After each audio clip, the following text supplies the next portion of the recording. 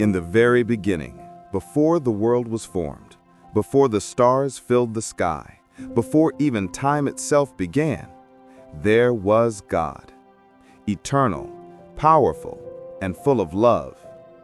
The earth was formless and empty, cloaked in darkness with waters deep and silent.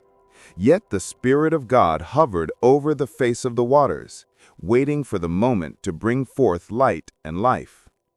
And then, with a voice that carried infinite authority, God spoke, "Let there be light." And light appeared, brilliant, pure, and radiant. The darkness was pierced, and creation's first day was born. God separated the light from the darkness, calling the light day and the darkness night.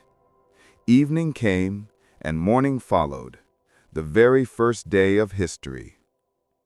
On the second day, God stretched out the sky above the waters, creating a vast expanse we call the heavens.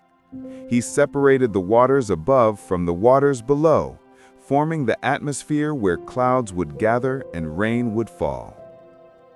Then came the third day. God commanded the waters under the heavens to gather into one place, so that dry land would appear. And it was so. The dry ground was called earth, and the gathered waters were called seas. Then God clothed the earth with beauty. Grass sprouted, flowers opened, and towering trees grew, each bearing seeds so that life would continue. Green covered the once barren land, and the earth became full of color. Evening came, and morning followed, the third day. On the fourth day, God created lights to govern time.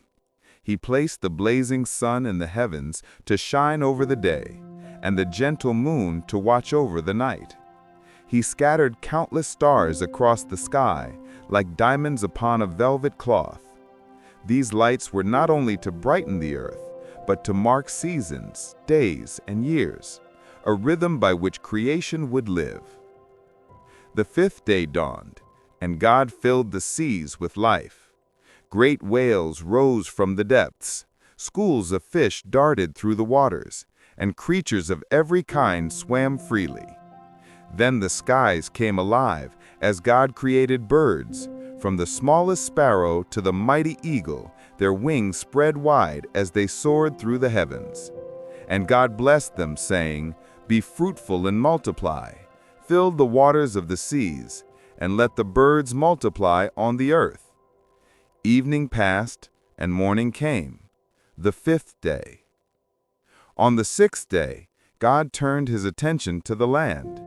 With his word, animals of every kind appeared, gentle cattle grazing in the fields, wild beasts roaming the forests, and small creatures moving upon the ground.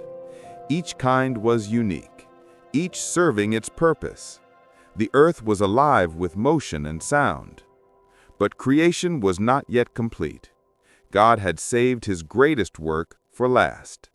He said, "Let us make mankind in our image, in our likeness." So from the dust of the ground, God formed a man. He carefully shaped him and then breathed into his nostrils the breath of life. The man, Adam, opened his eyes and became a living being, made in the very image of God. Yet God saw that Adam should not be alone, so in his wisdom, he caused Adam to fall into a deep sleep. From Adam's side, God took a rib and fashioned it into a woman, Eve, a perfect companion and helper. Together they would reflect God's love and share in his creation.